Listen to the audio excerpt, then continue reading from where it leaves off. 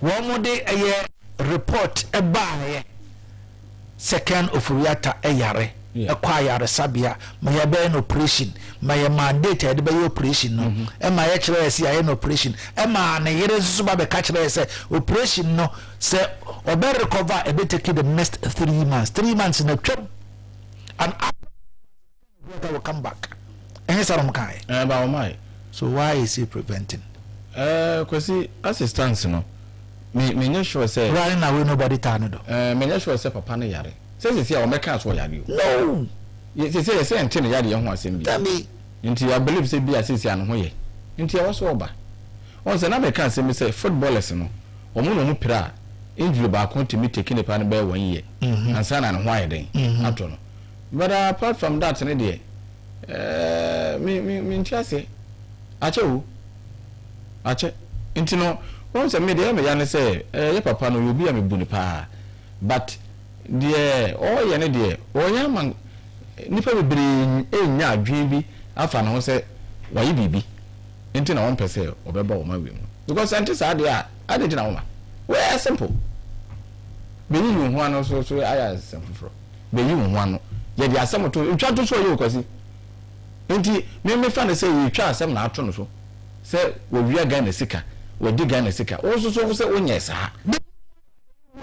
na enkratasem evidence will be afa to mo to say me mfa ga na sika me nye ga na me be so mo man no te ma mo mumani ma say so a chinchina twan and say wo ma me yu ho ano de a ene na wan kasa wo ma ho kwan ama de obi apen waka fa ho say zempanyini say eduama no kwan na wo edom eduama no kwan na wo dom say say akwasi wo be phone lines here obo say ateki political twist NDC for be because we are gonna sika where we NPP for be so because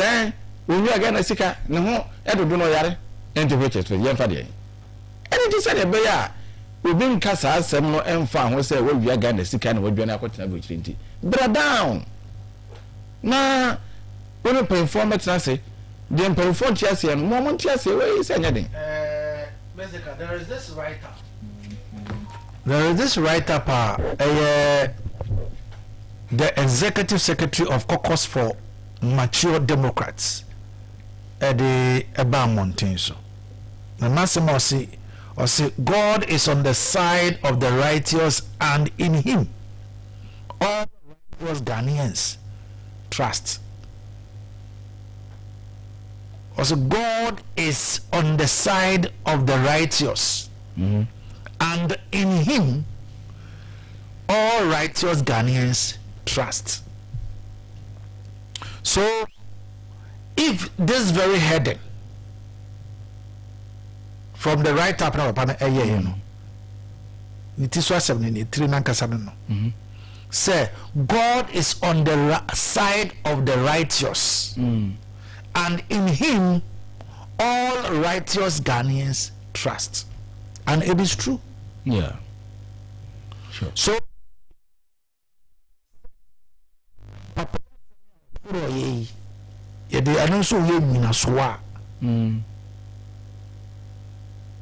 the righteous will trust the righteous. So is telling me so were all near for him to get all that he needed. Then, Anna, say, because he painted a picture. Quotation the noon.